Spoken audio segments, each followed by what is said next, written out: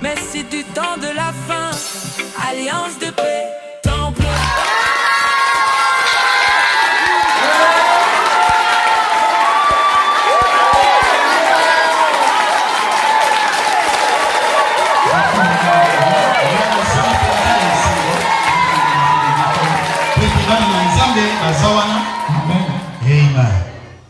Sans vous, nous ne pouvons pas être appelés de pasteur. Il faut que vous soyez là.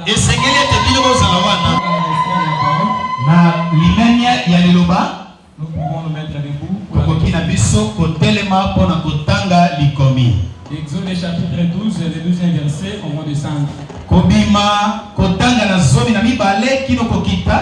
Je lis au nom du Seigneur Jésus.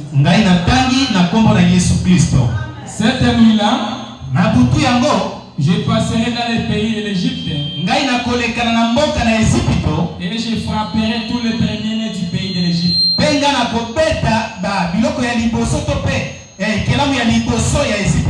Depuis les hommes jusqu'aux animaux,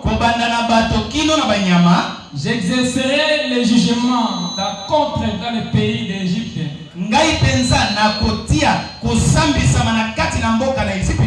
Je suis l'Éternel. Les sangs vous serviront signe dans la maison où vous serez.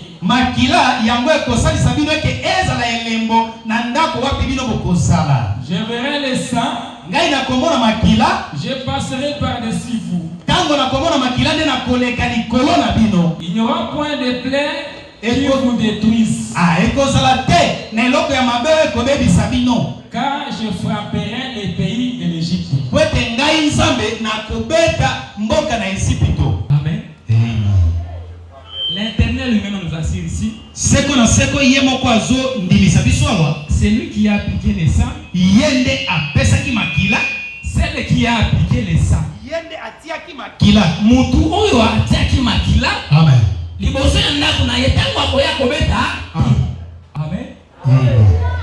La personne qui dit qu'il va passer, ce n'est pas vous et moi. Amen.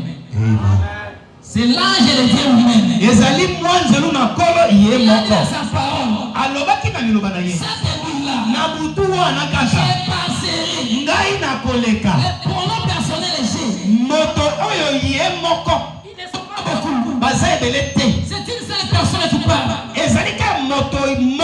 Il nous dit ici, cette nuit-là, je passerai dans les pays de l'Égypte. Amen. Laisse que ce soit aussi. C'est Dieu pour se passer dans ta vie dans les côtés positifs. Est-ce que pendant que Dieu passe dans la vie de quelqu'un, il marche toujours dans les dévolés. Il passe dans les côtés positifs. Il passe aussi dans les côtés négatifs. Et ce soir, notre thème dont on va parler, c'est les signes. Amen. Quels sont les signes qui doivent être marqués dans ta vie? Ça sera les signes positifs ou les signes négatifs? Ne vous focalisez toujours pas dans les bons signes. Il y a aussi des mauvais signes. Amen. Sachez les signes, il y a une mauvaise. Il y a aussi les bons. Écoutez. Depuis les hommes jusqu'aux animaux, j'exercerai ma justice contre les dieux de l'Égypte.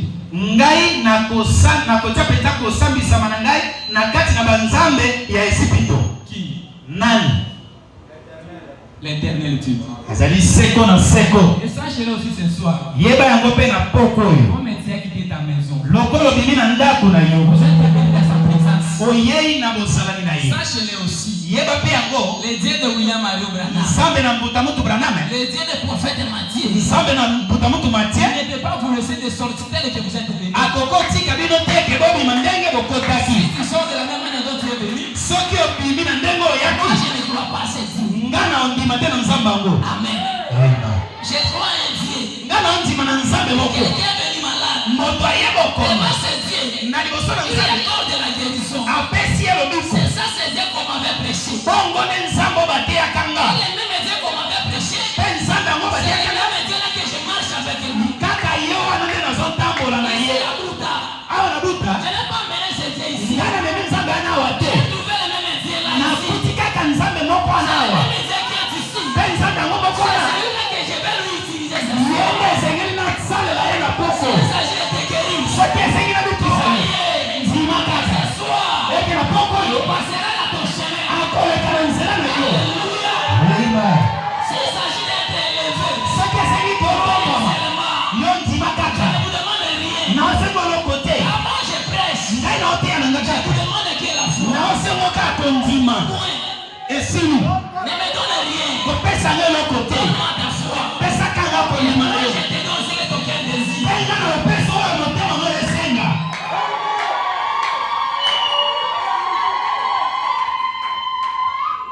Ne regardez pas ma façon. Botala lolenge na nga te. Oh, il est grand. Oh, aza soki Il monene. n'est pas élassé. Oh, azali molai te. Ça m'est égal. Yango etali nga te. Le problème, c'est de démontrer Dieu. Likambo na nga eza na bakiso nde nzambe. Amen. Amen. Les enfants d'Israël, Bana na Israele. quand Moïse est mort, Ntango Mose akufi. Josué a pris les relèves. Yosua azwi esika na Ils ont mosala. dit à Josué, Balobi na Yosua. notre problème, Likambo na biso. nous croirons à toi. Biso tondimi na yo. Si tu nous envoies, Soki otindi nous biso. irons. Si tu nous envoies, Soki otindi biso. nous allons partir. Biso tokokende. Mais notre problème, Kasi likambo na biso. c'est de voir les dieux de Moïse Eza nde tomona nzambe na nous Moïse. accompagner. Ye abino pe yo. Aussi Bouddha, Bino pe busa. ce soir, Na poko oyo. ne cherche rien. Kolukeloko te. Cherche seulement les dieux de ton Meka père. kaka nzambe Si atata tu na le yo. vois en moi, Soko moni likati na yo. Ndima. tu ne sais pas ce que ton cœur désire. Eyo okozala na motema na eza na bosenga.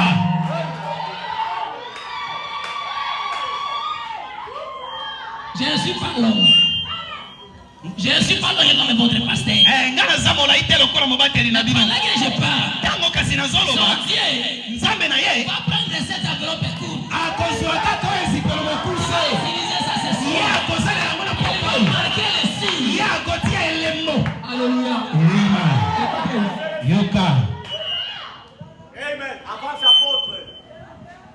Et je penserai, Penga na kolekana. j'exercerai des jugements contre les dieux de l'Égypte. Pe ngai na kotia penza kosambisa malikolo ya banzambe Je ya Ezipte. suis l'Éternel. Nazali seko na seko. Les sangs vous serviront si. Pe makila yango ekosalisa bino na komona elembo. Amen. Amen. Écoutez. Yoka malamu. Les sangs vous serviront signe dans la maison où vous serez. Makila yango ekosalisa bino ete ezala elembo esika bino bokozala. Soit Poko oyo. les sangs Makila va vous servir de signe. yango ekosalisa bino ete komona elembo. Amen. Amen. Dans cet âge où nous vivons, Na ekeke tozobika. nous n'avons plus besoin de chants, de bouquets, de taureaux. Biso tozesu na posa ya makila ya bangombe na batabate musika na yango. Amen. Amen. Les chants, de bouquets, de taureaux Makila ya bangombe na ya bataba nous servent seulement l'exemple. yango elakisaka kaka nde elakiseli. Les chants là de bouquets, de Makila wana ya ba buki pe na ba ça n'ôtait pas les péchés. yango banolongola masumu te. Ça couvrait les péchés. Kasi yango banozipande. La Bible dit, Biblia elobi quand je verrai les sangs, ntango ngai nakomona je makila passerai par-dessus. nakoleka likolo. Cela ne dit pas qu'il n'y a pas de péché là-bas. Yango elikoloba te Il y a les péchés. eza na masumu. Mais c'est les sangs qui couvrent ça. Kasi makila nde ezipa yango. Mais si tu n'appliques pas cette signe-là, Soki yo tie elembo yango te. c'est qu'il y a des péchés là-bas. Ata eza na Et masumu. que vous n'appliquez pas les signes, Atake bobino ozotia elembo te. tu dois mort. Okokufa. Amen. Amen. Écoutez, Yoka. on faisait des sacrifices. Babande osala bakotumba mbeka.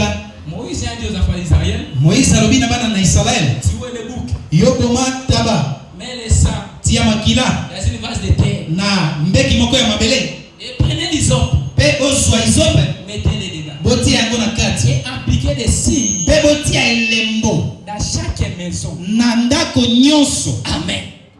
Dans chaque maison où habitaient les enfants d'Israël. Na ndako nyonso na Cela vous servirait si en disant pendant que l'ange de la mort doit passer, dès qu'il aperçoit le sang, il ne peut pas toucher cet endroit. Même si on appliquait ce sang-là dans les portes de Pharaon, pendant que l'ange de la mort vient, et qu'il voit le sang, il ne peut pas entrer dans cette maison. L'ange, il ne respectait pas les grades. Mais le problème de l'ange, il regardait là où se trouvait le sang. Alléluia. C'est ça aussi. Même si vous entrez à l'église et que vous n'avez pas le Saint-Esprit, c'est la mort pour toujours. Il y avait des agneaux qui couvraient les péchés. Amen. Mais un jour est venu, le prophète déjà en train de prêcher. Il est en train de prêcher. Lui, il offrait aussi les sacrifices pour l'éternel. Il offrait les sacs pour les sacrifices. Ils avaient oublié qu'il y a un agneau qui va venir. Alléluia. Pendant que l'agneau est venu, chose grave. Dans l'Ancien Testament, il y avait des agneaux à 4 pieds. Ces agneaux-là contenaient l'holocauste de l'éternel. Mais dans le Nouveau Testament, Jean est un prophète. Il a vu l'agneau sous forme d'un homme avec des pattes. Jean dit, oh, voici l'agneau de Dieu, et non pas qui couvre le péché. Oh, les agneaux que vous offrez à sacrifice là, ça couvrait le péché. Mais nous avons créé ainsi. Il est en train de ôter le péché. Jean dit, voici l'agneau de Dieu qui ôte le péché, et non le péché des Juifs, et non le péché des gentils. Alléluia. Et non le péché des nations. Oh, voici l'agneau de Dieu qui ôte le péché du monde. Qu'est-ce que je peux dire par là? Si l'agneau de Jésus a été mort et qu'il a appliqué le signe sur toi, sache-le, le signe là, c'est le signe du Saint-Esprit. Alléluia. Apôtre Paul a dit, l'Éternel n'habite pas dans les maisons qui est fait de mes dons. Parce que les ciels et son trône, la terre, son marchepied. Quelle maison bâtirez-vous? Amen. Si vous prenez les signes pour appliquer dans vos maisons, quand l'ange vient, la mort, tu vas mourir. Amen. Nous n'avons plus besoin de signes dans vos maisons. N'habitez pas dans les maisons faites de mains d'hommes.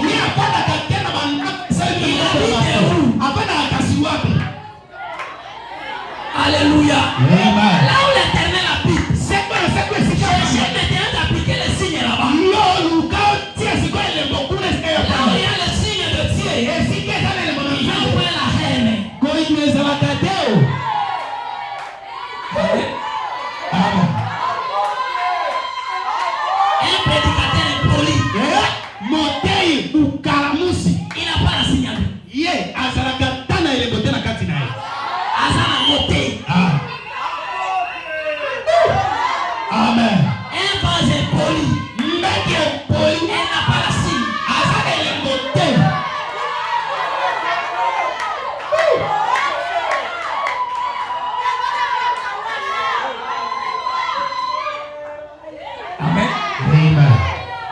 bien. Naolo ba malamu. Prédicateur est poli. Motei ya bukalamusi. Regardez-le bien. Dale malamu. Il n'a pas la signe. Azane le moteo. S'il avait assis, les signes pouvaient lui apprendre le respect. Jésus a dit, il sera votre donné que je m'en aille. Je ne vous laisserai pas les orphelins. Les consolateurs. Il sera venu. Il vous enseignera la justice. Qui est éternel d'amour. Soyez poli. Poli n'est pas la signature.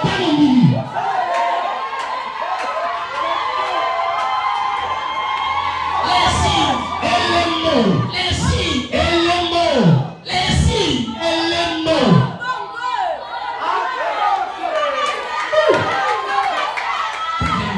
Nzamba pambo na bino.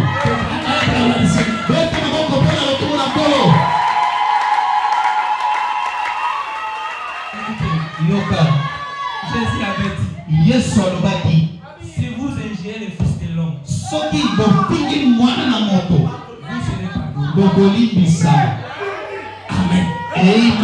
Quand vous ingériez Kambo bopinga. le Fils de l'homme, Mwana na moto. vous serez pardonnés. Bino bokolimbisa. Mais dans le Saint-Esprit, les signes, quand il sera venu, il ne blasphèmera contre lui. Il ne sera pas pardonné. Ni dans cet siècle, ni dans le siècle à venir.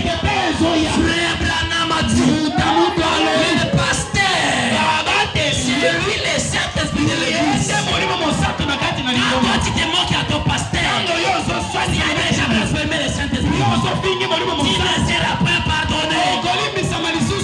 Oh Dieu.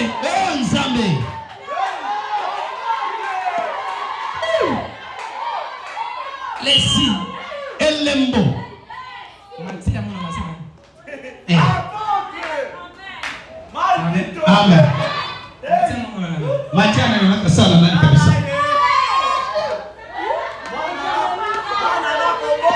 Ngani na boti. Shininyo na msala. Unaona mimi? Ngani na melima benati. Mincho na nyonya maziba na mwati. Paisi. Awa te. Zelaya na nda kutinda ye. Awa te.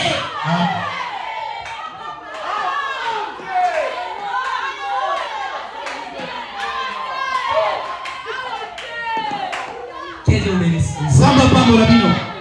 Branham a dit, Botamoto alobi. c'est le supérieur qui bénit l'inférieur.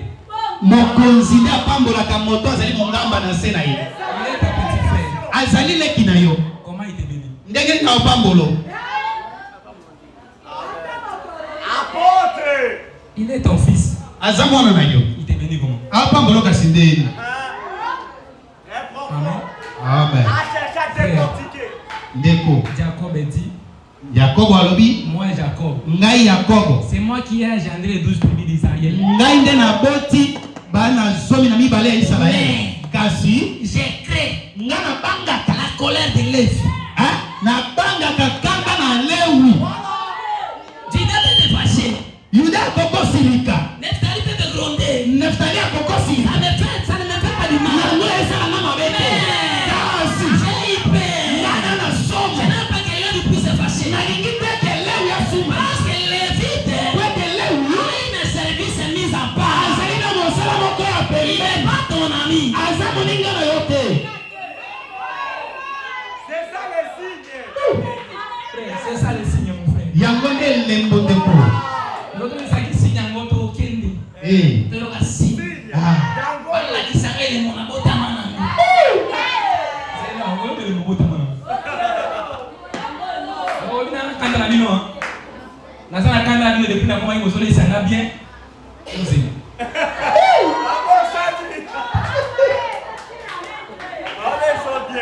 Allez, ça va bien. Amen.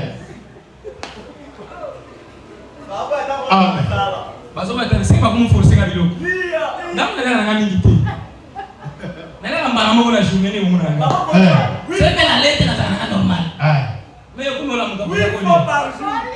Faut lire. Boni. Bon côté. Quand je verrai le sang, Tango na komona makila, je passerai par-dessus. na koleka likolo na biso. Ce soir, Na pokoyo, cherchez comment luka lolenge les nini? signes seront appliqués dans ton cœur. Eke elembo yango etiama na motema na yo. Amen. Les signes là, c'est le baptême du Saint-Esprit. Elembo wana ezali nde libatisa ya molimo. Tango yo sina na Cherchez. luka Il est permis de chercher. yango epesami ndingisa Tout koluka. ce que vous venez chercher chez nous, Nyonso bozoya koluka epa na biso. ce n'est pas permis. Yango epesami ndingisa te. Amen. Tout ce que vous êtes venu chercher. Nyonso bino boye koluka. Papa, j'ai besoin du mariage. Papa, Papa, j'ai besoin du voyage. Ce n'est pas permis à chercher. yango eza ta na makoki ya koluka. Jésus a dit, Yesu alobaki cherchez premièrement bino boluka le royaume des cieux bakonzi na et likolo sa justice. kosalisa Les restes nous sera donné par-dessus. yango ekopesamela Les biso. choses graves. Voyage. Bino bandimi esoluka ezali nde elembo. Luka Dès que vous avez le signe, le reste vous sera donné par-dessus. ekopesamela bino. Donne-moi une amène bien. Pesanga bino ya malamu. Amen. Amen. Ce qui nous a été autorisé à chercher, Oyo epesamelaki biso ndingisa eke toluka yango. c'est le royaume des cieux et sa justice. Ezali bokonzi na likolo mpe kosambisama na yango. Le royaume des cieux, Bokonzi na likolo c'est le Saint-Esprit. ezali nde molimo mosantu. Amen. Amen. C'est ce qui nous a été autorisé à chercher. Yango nde epesamelaki biso ndingisa eke Les toluka. choses graves, toi. Kasi likambo kokamwa yo. Ce qui est autorisé à chercher, Oyo ezali epa na yo mpona koluka. oyo epesameli nzela oluka. Amen. Olingaka koluka ngo te. Yeah. Oyo eza matabisi. Ah. Nde ozoluka. Amen. Amen. Amen. Oki osomba biloko na zamba. Ah. Odi. Nazoluka matabisi. Otela nga matabisi. Ah? Aotuna mapozolo ngani. Osoma matabisi ya nguba. Ndio mwite. Kotela nguba petia matabisi. Amen. Amen. Amen. Amoni lo boluka. Eh. Nana teka gao. Oya teka zama bo. Zama pambola bili. Amen. Momboko ikende liboso. Amen. So mutoya kuna bibi na ndako bia Yesu na matabisi. So kuna yekindo. Ko bongo linga mwana kama dinyo balo ngaka. Mabala, mbongo, voyage. Na mwana na bibi ndoki. Mwana mbele zate. Ilo bawa. Ilo bawa. Papa. Ngapi ndio mwana ngao. Lazima ngali bala nzama tena kinya. Mulimo santuna maswite. Oye mukamba ina libala wana. Me azunduka. Amen. Amen. Amen. Branham a dit ceci. Branham alobi boye. Il a dit aux pentecôtistes, Alobelaki bato na kitela. ne courez pas vers les dons. Bino bokima te kaka na makambo. Courez vers les donateurs. Me bino bokima nde esika ya Parce mopesi que na quand tu yango. as le Saint-Esprit à toi, Tango okozwa molimo mosantu kati na yo. il y a beaucoup de dons. Eza na makambo ebele. Les dons là, Likambo wana. les hommes matabiso ekopesama. Amen. Amen. Ekoya yango moko. Amen. Il les a donné le Saint-Esprit. Ya pesi bango na molimo mosantu. Et les dons Pena likabo du Saint-Esprit. ya molimo mosantu. Molimo santo pe likabo. Amen. Ya molimo santo. Ongo. Il a dit que molimo santo les a principal. Amen. Habitape wana eza likabo na ye. So sinyo tozolobela na poko ya sikane molimo santo eza appliqué. Amen. Sans le Saint-Esprit, Kozanga molimo mosantu. tu n'iras nulle part. okokende sika ta Les moto choses graves. likambo ya makasi Le Saint-Esprit de l'âge, molimo mosantu ya ekeke c'est le prophète de l'âge. ezali nde mosakoli na ekeke. Frère Branham a dit, mbuta mutu alobi otale Moïse. satango na Moïse. C'est Moïse qui était le Saint-Esprit. Moïse nazalaki molimo En mosantu Israël, na Israele. c'est lui ezalaki na qui ye conduisait les enfants d'Israël. kokamba bana na Vous Israele. avez besoin d'écouter Dieu. soki boza na posa Cherchez Moïse. soluka Il Moïse ne pourrait pas faire l'éternel. bino bokende pa na Il n'avait pas pour répondre. akopesa bino Si reponse. Israël a fait, Israele ils ont fait Moïse. bakendeke pa Moïse. Moïse Nous avons fait. biso toza na S'ils ont soif, s'ils ont froid, toza na posa mai ils parlent à Moïse. bakokendeke pa Nous Moïse avons soif. toza na posa ye Dis à ton Dieu. lobela nzambe na yo. Cela dit quoi? yango alobi nini C'est que Dieu oyo nzambe ne peut pas écouter les prières de ces gens-là. akoki koyoka mabondeli ya bato wana Il te. a écouté la prière de Moïse. abandaki nde koyoka mabondeli ya Il Moïse. a mis Moïse soki nzambe atie Moïse comme intermédiaire lokola molobeli entre Dieu na kati na et nzambe son peuple. mpe libota na ye. Israël a besoin. soki Israele aza kosenga Ceux qui prient, ate babondeli ceux qui lui gèrent, ate soki basali Dieu bonene ne veut pas l'écouter. nzambe akoka bango te. Et dès que Israël kasi ntango Israele va vers Moïse, balobeli Moïse Moïse est à son tour. Moïse mpe na mongo na Il ye monte vers l'éternel. abatie mpe na seko na seko Dès que l'éternel descend, mpe seko na seko il donne la réponse à Moïse. apesi yango epai na Moïse Moïse. est à son tour. Moïse mpe na ngambo Il na ye s'appelle l'église. epake liboso na Il lingomba apporte la réponse. apesi bango moto Toi, ma fille, yo mwana na ngai mon fils, yo mwana na tu ngai cherches Dieu au loin. ozoluka nzambe na Dieu mosika est déjà ici.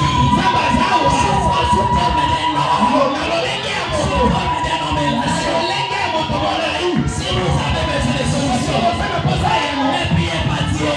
kobondela nzambe Appelle Matthieu. yobengaka Dis Matthieu. yobenda matie J'ai besoin de telle chose. na posa likambo Matthieu à son tour. matie mpe na ntango na ye Matthieu à l'éternel. akobela seko na seko o nkolo na ngai Frère Branham a dit, mutamuko alobi Dieu nzambe n'envoie jamais de prédicateur. atindaka te motei Il elani envoie un prédicateur complet. atindaka motei Il oyo lui équipe.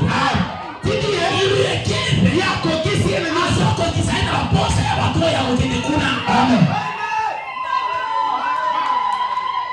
L'esprit de ce débuta. molimo ya buta Dieu savait. nzambe ayebaki La yango personne eke moto qui va maîtriser. oyo Il akokoka faut qu'il y ait un Matthieu. esengeli ezala matie Est-ce que lui sera là? ntango ye akozala wana Il va maîtriser tous les ye esprits. akolonga milimo wana nyonso Hier, na boye il y a une grande signe eza na elembo monene qui nous a été dit à Joël 2:28. oyo yango elobelamaki biso na jolete Au temps du soir, na ntango na pokwa je répandrai mon esprit nakosopa molimo na sur ngai toute chair. na minzoto nyonso bana na bino Vos filles bana na prophétiseront. bakosakola Nous sommes au temps de la fête. eza na ntango na Il suku faut que ce signe-là esengeli elembo wana soit accompli. yango ekokisa Avec tes boutards. bana na buta Vous ne voyez pas ça la rosière. bozomona yango te na miso na bino Vous ne voyez pas cela. bozomona yango te Les grandes signes elembo monene du temps de la fête oyo ya ntango na suka qui nous a été promis. oyo elatelamaki biso Je répandrai mon esprit au dernier jour. nakosopa molimo na ngai na mokolo ya Mon fils, bana na bino profite. mpe bana na bino basi Prophétisera. bakosakola Les vieillards bakala auront des visions. bakozala na baso Auront des sons. bakozala na Vous bimona ne voyez pas les jeunes filles bozomona te bilenge prophétiser. Vous ne bazosakola voyez pas les jeunes garçons. bozomona te bilenge mibale C'est là le signe que vous cherchez. molimo Oh ozomona mon Dieu. C'est ça le signe de la fête. yango nde elembo Alléluia. Amen. Les signes. elembo Les signes. elembo Les signes. elembo Les signes. elembo Qu'est-ce que signifie les signes? nini kasi nde elobi elembo Les signes signifient quoi? elembo elingi koloba nini Écoutez la différence. yoka bokese Les signes. elembo À l'autre terme, on peut dire que c'est un emblème. na lolenge mosusu tokokoloba ete ezali mpenza bendele C'est un signe d'approbation. Et ça lui pensa bendele oyo ya kotele misabu. Ça est le moment de kondimisa. Ya kondimisa. Amen. Mais le problème, Likambo kasi. là où le signe est appliqué maintenant. Et si quand elle lembotiami, Qu'est-ce qui est à l'intérieur? nini ndeza na kati? Amen. On peut appliquer le signe ici. Bakokati lembo a nzeto. Tu peux venir. Okoya. Tu peux voir les papiers mouchoirs. Omoni papier mouchoir. Les a les mois. Ah. Tu vois les mois les a yani. Ils ont la kisani. Amen. Amen. Oh frère. Tout n'a pas tout le monde va ça. Ah. Parce que pourquoi va signer parce que le connaissez pas. Ah.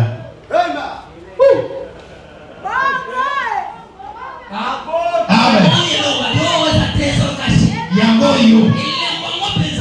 Yango yo. Mais depuis à Lucas Soloko. Mais il est présent. Amen.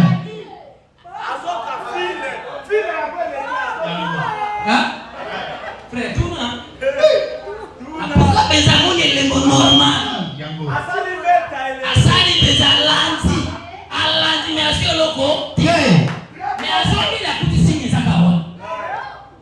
C'est bien beau. Mais comment on a fait le côté?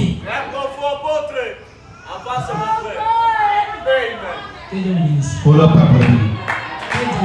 Kola pa kolabino. Je me sens vraiment à l'aise. Ngana kizomi yo kakinya. Ah, quel Dieu. Nzambe nini oyo? Je suis dans la joie Nzana esengo. de croire Dieu dans ma jeunesse comme ça. Ya kondimela nzambe na molenge na ngaboye. Et vous les prédicateurs, Bino batei. il faut être jaloux. Esengeli kozala penza jaloux. Avec les dons que Dieu vous a donnés. Na likabo nzamba pesi bino. Protégez ça. Bobatela yango. Si tu ne protèges pas cela, Soki obateli yango te. Yango etali bino. on sait ce qu'on peut sur un mot. Amen. Donc, il missing a mangi na kuma pena no ati. Mais les kabo yango moko me minga indele wapi. Akota. Et puis na kuti bandeko ya basi pe ya mibali oya.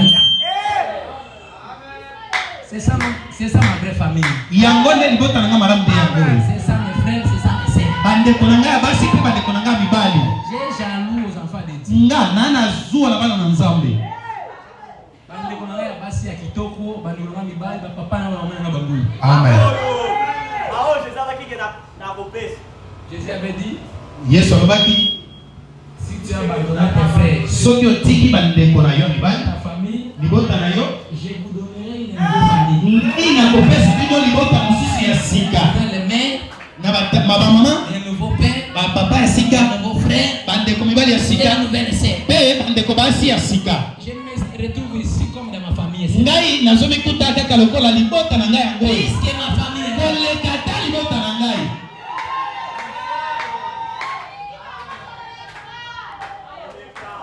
Amen.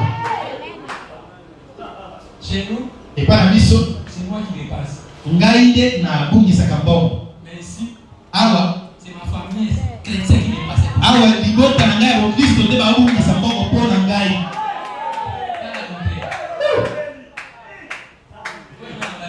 Mais ceux qui me restent ici, c'est toujours dans ça. Alors ça va examiner, hein, par dissertation. Et dans la téléphone, à cause de la carte, mais ceux qui ont été là, chance qu'il y a eu de commis. Il y a ceux qui ont raté dissertation. La carte téléphone, la salle. Amen. Amen. La carte téléphone, la salle, la dissertation. Que Dieu vous bénisse. Nzambe apambola bino. Que Dieu vous bénisse. Nkolo apambola bino. Merci, maintenant je parle. Eleko nazolobela C'est le baptême du Saint-Esprit. ezali libatisa ya molimo mosantu. C'est cela que la Bible nous a autorisé à chercher. Yango nde bibilia epesa biso ndimisa ete toluka yango. Chercher premièrement boluka nano le liboso royaume des cieux bokonzi na likolo et sa justice. mpe kosambisama na yango. Le reste, Oyo etikali c'est de l'argent, mbongo, le mariage, libala, le voyage, mobembo, la bonne santé sante kolongono sera vous sera donné par les cieux. yango ekopesamela bino awa. C'est là que tu ne vas pas chercher. Yo okoluka yango te. Amen. Amen. Tu cherches le mariage Ozoluka libala. parce que tu n'as pas encore reçu le Saint-Esprit. Peut-être yo ozona na molimo mosantu te.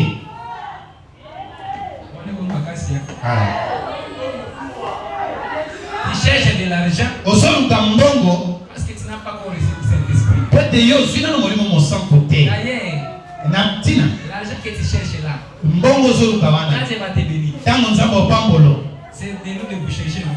Biso nde tokanga olukoti.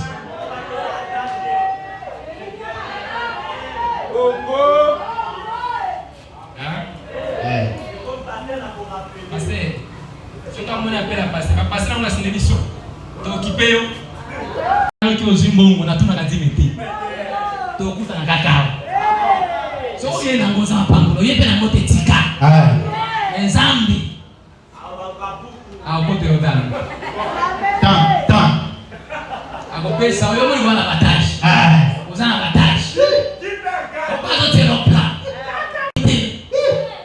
On les gagner. On les gazons. Et bien quand on est dans le moment où on à gauche à droite. Alors si ça on soit. Amen. Est-ce qu'on a pris papa tout l'oyo dans une décision. On appelle le moana. Tout l'oyo ça va ça dans notre sauce. Dans une décision ça me n'a pas ça dans notre sauce. Amen. Donc les capena nous y est dans mon sauce. Amen. Amen. Amen. Qui a dit? Yes, Moi je suis dans le Père. Le Père est à moi. Si nous vivons ce soir, parce qu'il est le Shadrach, il est le Dieu de Matthieu ici. Il est de nous accompagner. Et c'était ce Dieu. Nous ne pouvons pas résister ici. Quand vous ouvrez la volée spirituelle, de voir des choses qui se passent ici.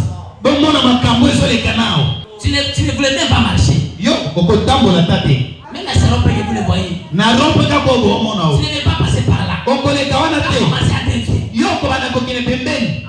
Mais grâce à ce Dieu, tu as ta bonne santé. Tu veux détruire ce Dieu. Amen. Amen. Les signes. Elembo. Dans cet âge, Na ekebi oyo les sangs, makila c'est le sang de Jésus ezali makila na Yesu qui a été crucifié au calvaire. oyo akakemaki na ekulusu. Écoutez, Yoka dans l'Ancien Testament, na kondimana na kala pour faire l'expiation dans les cas, mpona kosopa makila na molako dans les quartiers, na nzela on tuait les pigeons mâles. babandaki koboma pigeon ya mobali On prenait les sang, bazwi makila on mettait dans une vase de terre. mpe batie yango na mbeki ya mabele On a pris les pigeons femelles, bazwi pigeon ya mwasi on versait les sang basopi makila dans les pigeons femelles kuna na pigeon wana pour que les quartiers pete esika wana soient mobimba aspergés par les sang. yango esopama Il makila faut que les femelles là esengeli puissent passer dans l'auditoire. aleka na auditoire C'est qui faut dans l'auditoire pour auditoire que l'auditoire entier mobimba soit purifié. yango epetolama À cet âge, na etango il y oyo a aussi un pigeon mâle eza mpe na pigeon qui moko a été tué au calvaire. oyo abomaki na ekulusu Sans ça, makila na ye ce n'était pas pour les juifs seulement. ezalaki mpe te mpona bayuda Jean avait dit, yohani alobaki voici l'agneau tala sikopa de te Dieu na nzambe qui ôte les péchés oyo ezolongola masumu du monde. ya mokili Du monde entier. mokili mobimba On a pris le Seigneur Jésus. bazwi nkolo yesu On l'a amené au calvaire. amemi ye na ekulusu On l'a poignardé. batoboli ye Et ça a coulé. makila ebimi On a pris ses sangs. bazwi makila On yango a pris mon prophète. bazwi mosakoli na nga On lui a fait porter les fardeaux amemisi ye mokumba yango pour que l'assemblée entière pete soit losango purifiée. yango Il epetolo faut que les pigeons femelles biso tolingaki fassent efase ce qui font les tours. yasala certifiat Alléluia. amen On a pris les portions. tozwi eteni On a pris si Paul. tozwi polo On a pris si Paul. atiango likolo na polo Paul a tourné. polo atourne Ça suffit. okite On a pris Irénée. bazwi irene On lui a aspergé le sang. basopeli ye Il mosusu est suffisant. On abokila a pris Matthieu. bazwi mate On a pris Terre.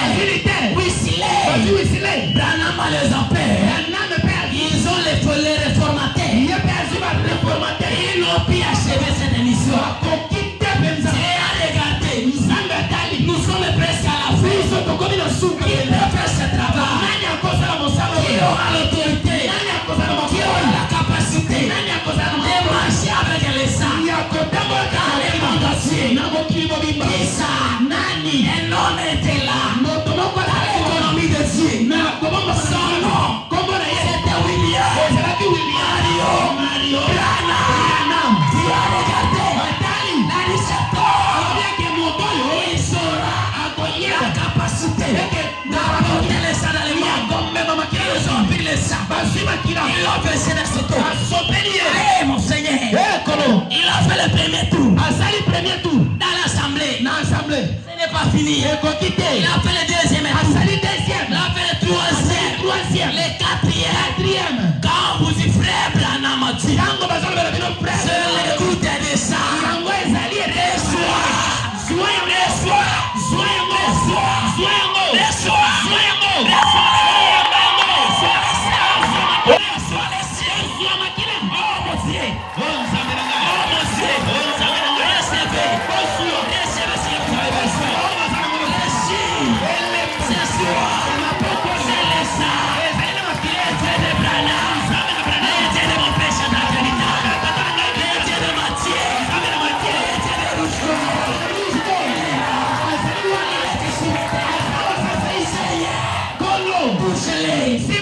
Celui qui n'a pas encore reçu le Saint-Esprit, il soit rebaptisé.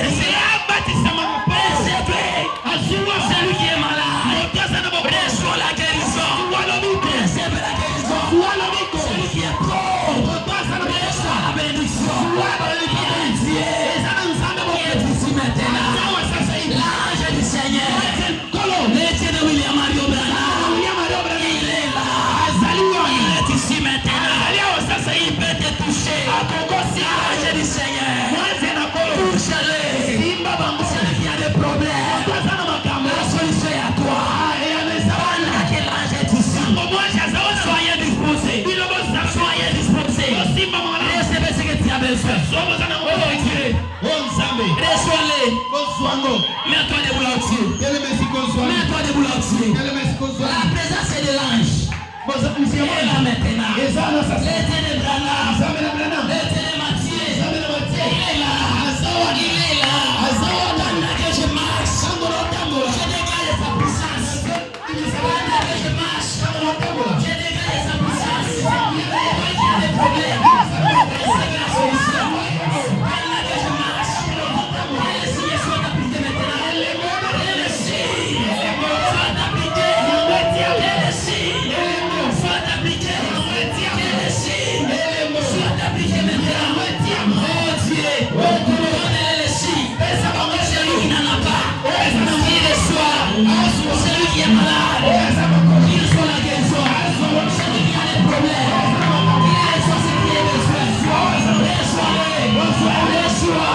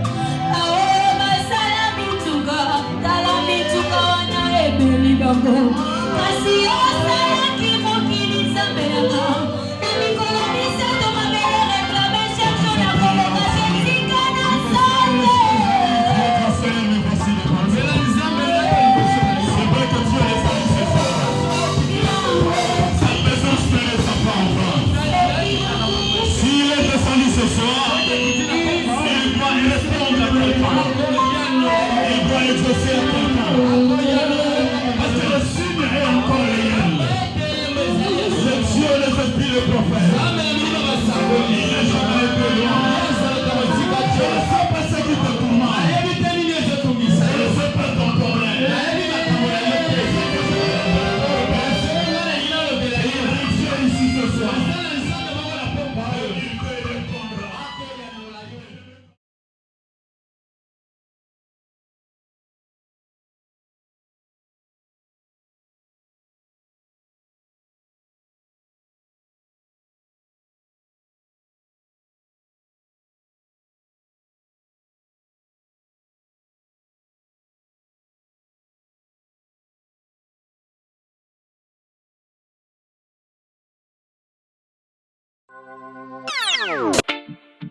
Mais c'est du temps de la fin, alliance de paix.